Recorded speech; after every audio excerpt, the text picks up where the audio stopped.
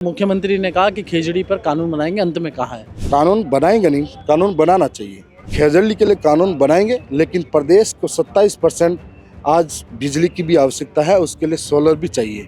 स्पष्ट कीजिए कि क्या सोलर लगाना चाहते हैं या खेजड़ी को बचाना चाहते हैं। प्रदेश है वो उद्योगपतियों के इशारों पर राज कर रहा है। सरकारें आती जाती रहती हैं और सरकारें एक दूसरे पर आरोप प्रत्यारोप लगाते हैं, ढूंढने की कोशिश करते हैं, कोचिंग में ढूंढते हैं, कहीं और ढूंढते हैं, लेकिन जो पेपर लीक करने वाले चोर हैं वो आरपीएससी के बोर्ड के अंदर बैठे हुए हैं। उन चोरों को दूर से नहीं पकड़ा जा सकता।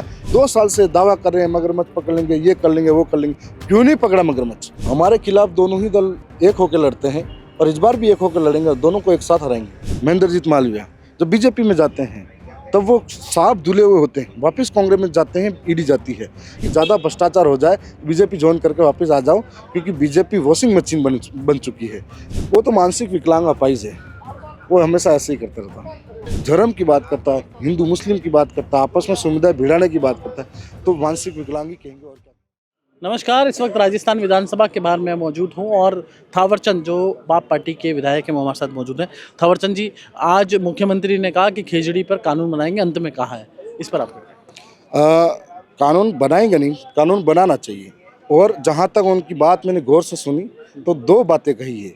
खेजड़ी के लिए कानून बनाएंगे, लेकिन प्रदेश को 27% आज बिजली की भी आवश्यकता है, उसके लिए सोलर भी चाहिए।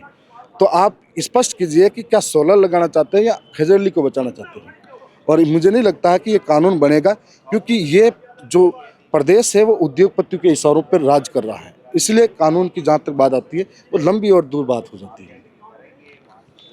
सर, खेजड़ी के विषय में बाप पार्टी क्यों चुप रही? बड़ा सवाल ये है, क्योंकि आप तो आदिवासी लोग तो जल जंगल जमीन की बात करते हैं, बीकानेर में पूरा समाज जुटा हुआ है। आज राजस्थान की विधानसभा में राज्यपाल अभिभाषण पर मेरा भी बोलने का जब वक्त आया था तो मैंने स्पष्ट कहा था कि हम जंगल से निकले हुए हैं, जंगल को बचाने के लिए निकले हैं, और खेजड़ी के साथ साथ में अरावली को भी बचाने के लिए हम पूरी तरह से साथ मजबूती से खड़े हैं। ऐसे में कहीं पर भी जब भी जरूरत पड़ेगी हम भी इस आंदोलन का हिस्सा बनेंगे।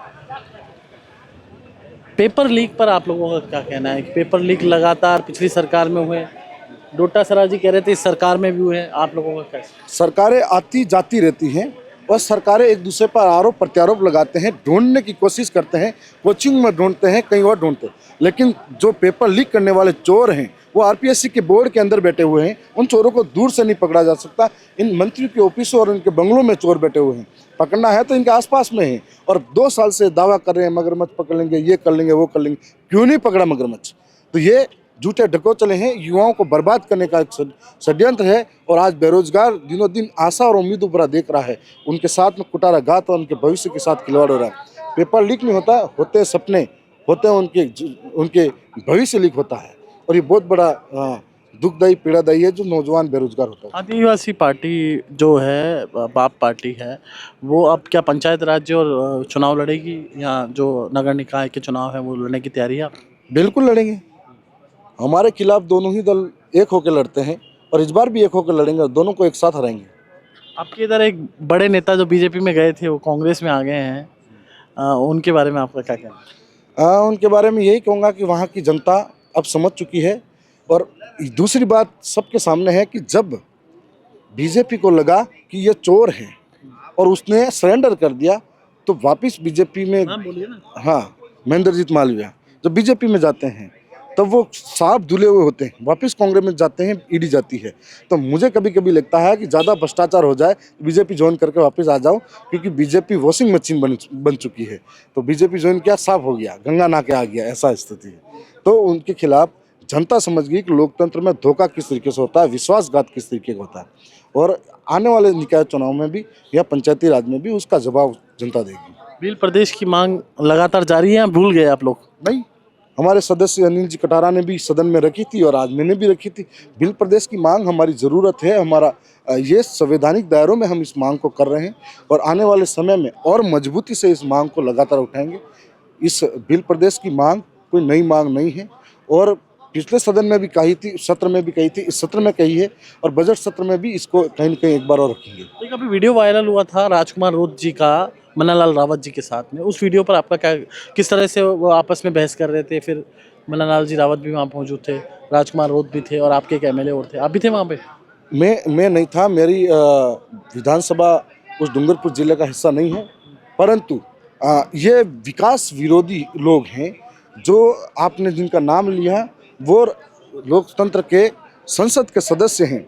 इन्होंने वहाँ जाकर कभी भी गरीबों के लिए, आदिवासियों के लिए, दुखी पीड़ित शोषित के लिए आवाज़ नहीं उठाई, धर्म की राजनीति की है।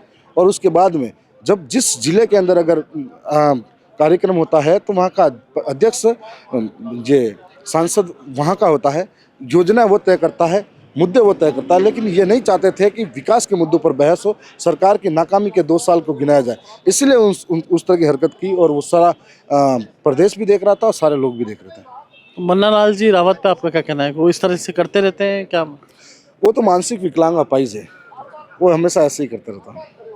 मानसिक विकलांग है? बिल्कुल, क्योंकि कभी आदिवासी जिनके वोटों से जीत के जाता है तो कभी आदिवासियों के घर जलाने की बात करता है, तो कभी लट मारने की बात करता है, तो कभी कुछ और कहता है, कभी विकास के नाम की बात नहीं करता है, धर्म की बात करता है, हिंदू मुस्लिम की बात करता है, आपस में समुदाय भिड़ाने की बात करता है। तो मानसिक विकलांगी कहेंगे और क्या कहेंगे। तो ये थे थावरचंद जिन्होंने कहा कि मन्नालाल रावत जो सांसद हैं वो मानसिक विकलांग है। दरअसल एक वीडियो वायरल हुआ था, मन्नालाल रावत और राजकुमार रोत की बहस हो रही थी, उस पर इन्होंने कहा है थावरचंद जो बाप पार्टी के विधायक है कि वो मानसिक विकलांग है। नमस्कार।